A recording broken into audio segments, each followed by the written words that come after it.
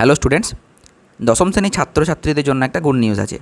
আমি পর্যায় সারণীর 3 নম্বরের কোশ্চেনগুলো তোমাদেরকে সলভ করিয়ে দেবো ভলিউম 2 থেকে, পেজ নাম্বার 827। ঠিক আছে, পেজ নাম্বার 827।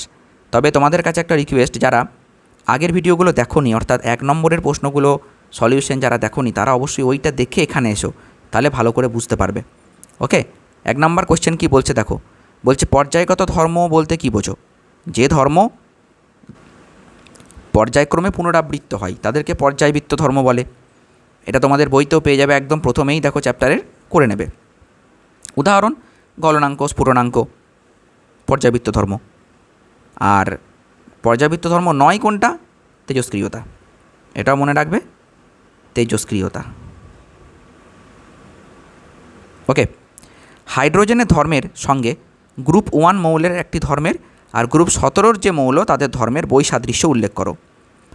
দেখো 1 নম্বর শ্রেণীতে যারা আছে, যে সমস্ত মৌলগুলো আছে, যেমন সোডিয়াম বলতে পারো, লিথিয়াম বলতে পারো, এরা সবাই এক পারমাণবিক। আর হাইড্রোজেনকে আমরা কী লিখি? H2। হাইড্রোজেন হলো দ্বিপারমাণবিক, বৈসাদৃশ্য হয়ে গেল। 17 নম্বরে যারা থাকে, যেমন ক্লোরিন, ব্রোমিন, আয়োডিন, এরা তড়িৎ ঋণাত্মক, আর হাইড্রোজেন তড়িৎ ধনাত্মক। বুঝতে পেরেছ? এরা চাই ইলেকট্রন গ্রহণ করতে, আর হাইড্রোজেন ইলেকট্রন বর্জন করতে চাই, তাই না? তাহলে একজন তড়িৎ ঋণাত্মক, একজন তড়িৎ ধনাত্মক, তাহলে বৈসাদৃশ্য পেয়ে গেলে।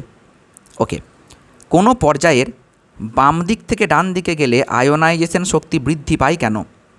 দেখো একটা কথা বলি, খুব ভালো কোশ্চেন। আগে তোমাকে জানতে হবে যে আয়োনাইজেশন শক্তি কী। আয়োনাইজেশন শক্তি হলো একটা পরমাণু থেকে একটা ইলেকট্রন বের করে আনতে গেলে যে শক্তি দিতে হবে।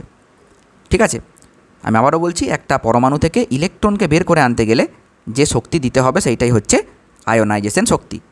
এবার যত তুমি বাঁ দিক থেকে ডান দিকে যাবে, পরমাণুর আকার ছোট হবে।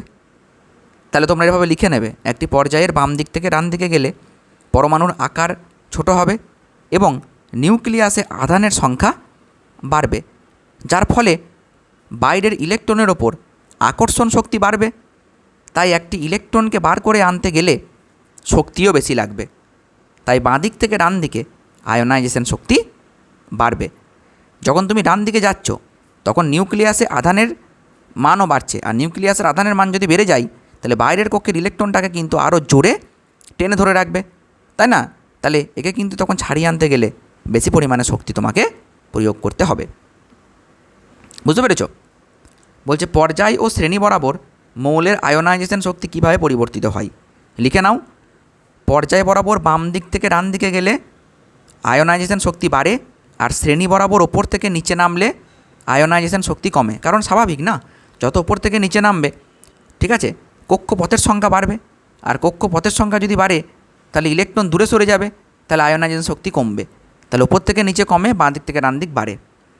তারপরে পর্যায় মৌলের তড়িৎ ঋণাত্মকতা বলতে কী বোঝো? ওপর থেকে নিচের দিকে দীর্ঘ পর্যায় সারণীর গ্রুপ 1 মৌলগুলির তড়িৎ ঋণাত্মকতা কীভাবে পরিবর্তিত হয়।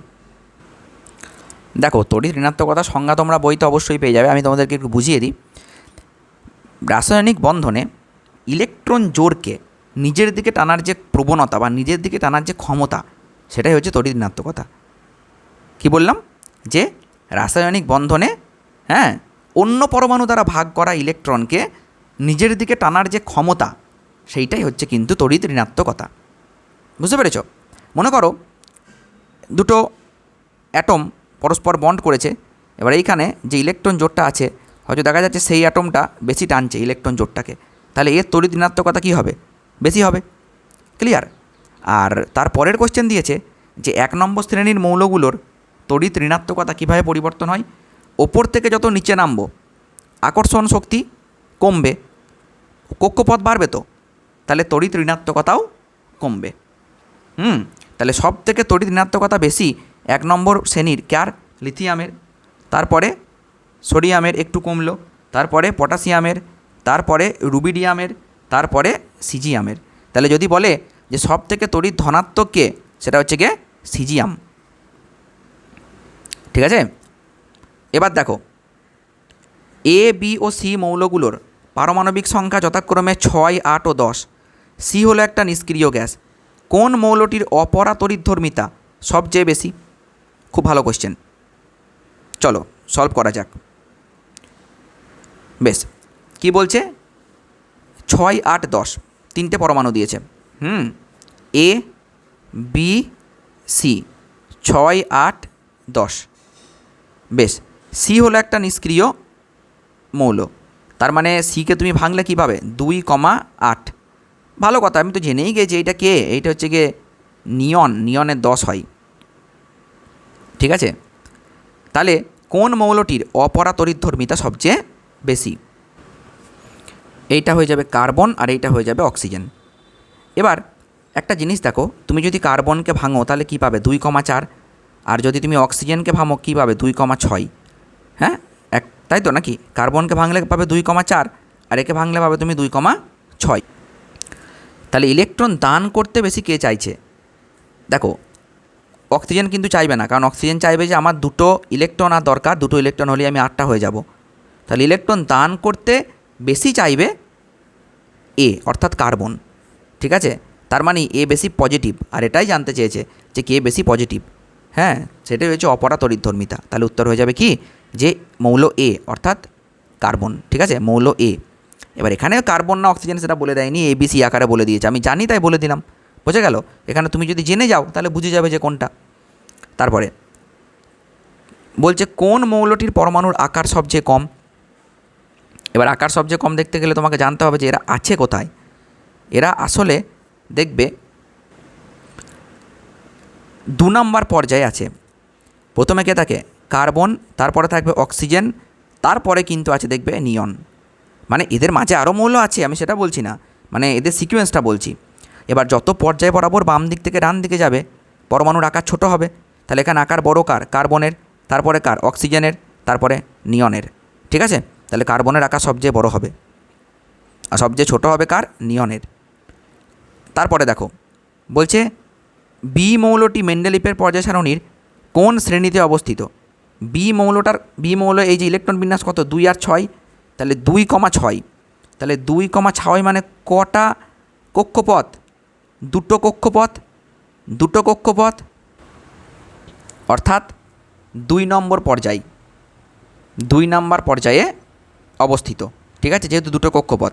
আর শ্রেণী, শেষ কক্ষপথে ইলেকট্রনটাকে দেখব 6। 6টা কি 2-এর থেকে বেশি না কম? 2-এর থেকে বেশি। তাহলে শ্রেণী সংখ্যা হচ্ছে 6 + 10 অর্থাৎ 16। বুঝতে পেরেছ? তারপরে দেখো, তারপরে বলছে ক্লোরিন, ব্রোমিন, আয়োডিন, ফ্লুরিনকে অধাতব ধর্মের নিম্ন ক্রম অনুযায়ী সাজাও। এই কথাগুলো খুব গোলমেলে, এইটা একটুখানি ভালো করে বুঝতে হবে। Chlorine, bromine, iodine, fluorine. বেশ, আগে লিখে নিই চারটেকে। Fluorine, chlorine, bromine, iodine. এরা দেখবে 17 নম্বর শ্রেণীতে নিচের দিকে পরপর আছে। Fluorine, chlorine, bromine, iodine. দেখো, ইলেকট্রন আকর্ষণ করার ক্ষমতা যার যত বেশি, অধাতব ধর্ম তার তত বেশি। তাহলে ফ্লোরিন সব থেকে ছোটো, এর ইলেকট্রন আকর্ষণ করার ক্ষমতা বেশি, তাহলে এর অধাতব ধর্ম বেশি। তারপরে ক্লোরিন, তারপরে ব্রোমিন, তারপরে আয়োডিন। এই সিকোয়েন্সটা মুখস্থ রাখবে। ফ্লোরিন, ক্লোরিন, ব্রোমিন, আয়োডিন, এই চারটেকে পরপর লিখতে হবে যে কোনো ধর্ম বের করতে গেলে, তবেই তুমি পারবে। বুঝতে পেরেছো? যদি বলতো যে এটা ধাতব ধর্মের অনুযায়ী সাজাতে, তাহলে এইটা ঘুরে যেত FCl Br I, কারণ যত নিচের দিকে আসবে তত ইলেকট্রন ত্যাগ করতে চাইবে, তাহলে ধাতব ধর্ম বাড়বে। বুঝতে পেরেছ? তারপরে পরমাণুর আকারের ঊর্ধ্বক্রমে সাজাও। সবথেকে ছোটোকে, সবথেকে ছোটো ফ্লোরিন একদম ওপরে থাকবে ছোট, তারপরে কে থাকবে? যত নিচের নামবে তত আকার বাড়বে। তাহলে আকারের ঊর্ধ্বক্রম বলেছে, তাহলে FCl Br I। তাহলে এইটা অধাতব ধর্মের ঊর্ধ্বক্রম, অধক্রম, ঠিক আছে, বা নিম্নক্রম। হ্যাঁ, এইটা ধাতব ধর্মের ঊর্ধ্বক্রম, কারণ এই দিক থেকে এই দিকে ধাতব ধর্ম বাড়ছে। পুরো ক্লিয়ার করে দিচ্ছি জিনিসটাকে, দেখো। আর এই দিক থেকে এই দিকে অধাতব ধর্ম কমছে। আর এইটা আকার বা ব্যাসার্ধের ঊর্ধ্বক্রম, এর আকার সব থেকে কম, বেশি, তারপর আরেকটু বেশি, আরেকটু বেশি। I think clear? আচ্ছা, ইরেজ করে দিলাম। দেখো, তারপরে বলছে মৌলের আয়নন বা আয়নি বিভব শক্তি বলতে কী বোঝো? একটু আগেই বলে দিলাম, কোনো মৌলের শেষ কক্ষপথের ইলেকট্রনটি বের করে আনতে গেলে যে শক্তি লাগবে তাকেই হচ্ছে আয়নি ভবন শক্তি। আয়নন শক্তির মানের ঊর্ধ্বক্রম অনুসারে সাজাও কাকে কাকে? লিথিয়াম, রুবিডিয়াম, সোডিয়াম, সিজিয়াম ও পটাশিয়ামকে। দেখো, যত নিচের দিকে নামবে, হ্যাঁ, 1 নম্বর শ্রেণীতে বা যে কোনো শ্রেণীতেই তুমি যত নিচের দিকে নামবে তত কিন্তু আয়নীভবন শক্তির মান কমবে। বুঝতে পেরেছো? তাহলে 1 নম্বর শ্রেণীতে সব থেকে নিচে যে আছে তার আয়নীভবন শক্তির মান সব থেকে কম। তাহলে নিচে কে আছে? সিজিয়াম, তারপরে কে আছে? রুবিডিয়াম, তারপরে কে আছে? পটাশিয়াম, তারপরে কে আছে? সোডিয়াম, তারপরে কে আছে? লিথিয়াম। ব্যাস, হয়ে গেল। বুঝতে পেরেছো? ব্যাস। পরের কোশ্চেন বলছে মোজলের পরীক্ষার গুরুত্বপূর্ণ সিদ্ধান্ত কী? দেখো, মোজলের পরীক্ষার গুরুত্বপূর্ণ সিদ্ধান্ত যেটা মানে একদম মেন কথা দাঁড়িয়েছিল যে মৌলগুলোর পর্যায় সারণীতে সঠিক ক্রম নির্ধারণ করতে পারমাণবিক গুরুত্ব বেশি ইম্পর্টেন্ট নয়, বেশি ইম্পর্টেন্ট হচ্ছে পারমাণবিক সংখ্যা। তো পারমাণবিক সংখ্যা বেশি গুরুত্বপূর্ণ, পারমাণবিক গুরুত্বের থেকেও পারমাণবিক সংখ্যা বেশি গুরুত্বপূর্ণ। কারণ মেন্ডেলিভ কী করেছিল? পারমাণবিক গুরুত্বের ভিত্তিতে সাজিয়েছিল, কিন্তু মোজলে পরীক্ষা নিরীক্ষা করে দেখলো যে মেন্ডেলিভ যেটা করেছে সেটা তো অবশ্যই ভালো, কারণ হচ্ছে কি ওইটা না করলে তো আমরা আধুনিক পর্যায় সারণী পেতামই না। হ্যাঁ, কিন্তু ও দেখলো যে পারমাণবিক সংখ্যাটা আরও বেশি গুরুত্বপূর্ণ, তাই সে পারমাণবিক সংখ্যার ভিত্তিতে সাজালো। এবার এই কোশ্চেনের 3 নম্বরের মতো উত্তর লিখতে হবে, সেটা তোমরা বইতেও পেয়ে যাবে বা কোনো সহায়িকা থাকলে সেখানেও পেয়ে যাবে। যদি একান্তই না পাও, হ্যাঁ, আমি তোমাদের জন্য ভাবছি একটা ক্লাস 10-এর একটা গ্রুপ খুলে দেবো, গ্রুপের লিঙ্ক আমি ডেসক্রিপশনে দিয়ে দেবো, সেখানে জয়েন করে যেও, ঠিক আছে? হ্যাঁ, তো সেখানে আমি উত্তর দিয়ে দেবো। নেক্সট, নির্দেশ মতো সাজাও দীর্ঘ পর্যায় সারণীর গ্রুপ 1-এর অন্তর্গত। আচ্ছা, এটা ইরেজ করে দিলাম আমি। দীর্ঘ পর্যায় সারণীর গ্রুপ 1-এর অন্তর্গত সোডিয়াম, পটাশিয়াম, লিথিয়াম, রুবিডিয়ামকে পরমাণুর ব্যাসার্ধের নিম্নক্রম অনুযায়ী সাজাও। আচ্ছা, আগে এটা সাজিয়ে নিই। পারমাণবিক ব্যাসার্ধের নিম্নক্রম, বেশ, নিম্নক্রম মানে বড় থেকে ছোট। সব থেকে বড়কে রুবিডিয়াম, ওপর থেকে নিচে নামলে বাড়বে। তার থেকে ছোটোকে পটাশিয়াম, তার থেকে ছোটোকে সোডিয়াম, তার থেকে ছোটোকে লিথিয়াম। ব্যাস, হয়ে গেল। দীর্ঘ পর্যায় সারণীর গ্রুপ 16-র অন্তর্গত 16 আর সালফার, অক্সিজেন আর টেলুরিয়াম এবং সেলেনিয়ামকে তড়িৎ ঋণাত্মকতার ঊর্ধ্বক্রম অনুযায়ী সাজাও। দেখো, আমি বারবার বলেছি পর্যায় সারণীর ওপর থেকে নিচের দিকে যদি নামো তড়িৎ ঋণাত্মকতা কমবে। একদম ওপরে তুমি যদি 16 নম্বর শ্রেণী যাও, 16 নম্বর শ্রেণীটা একবার পর্যায় সারণীতে দেখে নাও। হ্যাঁ, খাতা পেন বই নিয়ে বসবে ভিডিও দেখতে, ঠিক আছে? তবে কিন্তু তোমাদের প্রিপারেশান ভালো হবে, নইলে কিন্তু হওয়া চাপ আছে।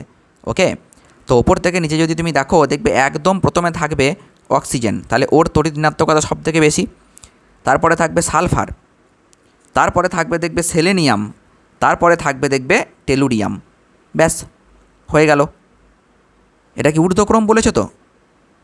ও, এটা কি দাঁড়াও, এক মিনিট।